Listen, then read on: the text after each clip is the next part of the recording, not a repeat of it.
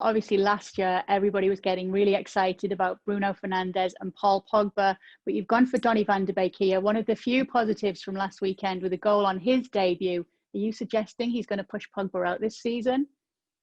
Well, Van der Beek also played quite well in the game against Luton on Tuesday night in the Carabao Cup. I just think with Van der Beek, you get a bit of everything. You get industry, you get defensive discipline, you get goals, you get attacking quality. He's unselfish. And I think you don't get a lot of those with Paul Pogba, do you? I mean, Pogba, on his day, is a world-class talent. He could tear teams apart, but his day never seems to come anymore. It just seems to be, 1 in 10, if that. So, Pogba's defensive discipline is very poor. If he doesn't fancy it in the game, he really lets the side down. So I think until Pogba can find his feet this season and get himself going again, you play Van der Beek. And I think, Van der Beek and Fernandes is quite a good partnership because it enables Fernandes to attack more, and Van der Beek can almost sit in between Nemanja Matic and Fernandes in terms of being a buffer zone between the two, really. So Pogba doesn't do that. Pogba is becoming this kind of, this real enigma that never delivers for Man United. And if I was Ole Gunnar Solskjaer or Ed Woodward, I'd sell him. I'd sell him before the transfer deadline on the 5th of October because he just doesn't do it for me. Doesn't do it at all. But wasn't it just looking like he was perhaps going to stay with Fernandes coming and that things were all looking a lot more positive for Pogba?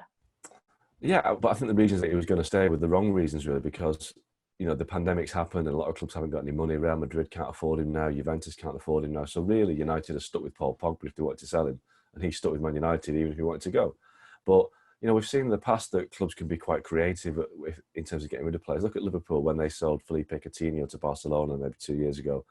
Everyone thought that was the Liverpool getting rid of the best player, setting them back. But with the money they got for Coutinho, they signed Virgil van Dijk and then Alisson Becker, which turned them into European champions and Premier League winners. So for me, if United can get anything like a decent fee for Pogba, they should get rid of him now. And that money can be used to bring in a Jadon Sancho or to bring in a Dayot Upamecano and really strengthen the team. Because Pogba's been there for 4 years now and he's not done anything significant, in my opinion. You mentioned that cup game midweek. Mason Greenwood scored in that. You've got him in your starting lineup. If you were to pick here, you think that that's the right pick then for Ole Gunnar Solskjaer this weekend?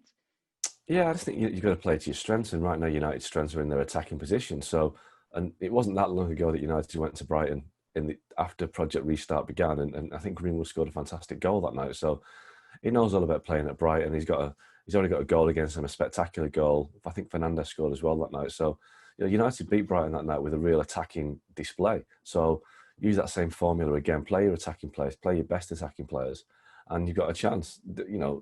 Don't pick players because you believe you have to, which I think sometimes he does with Pogba and even Lindelof to a certain extent. Just go with your best players, your best team, and I think on this occasion, United should go for it against Brighton with an attacking formation. Well, thank you very much for watching ESPN on YouTube. For more sports highlights and analysis, be sure to download the ESPN app. And for live streaming, premium content, and let's not forget as well, ESPN FC 7 days a week. Subscribe to ESPN Plus.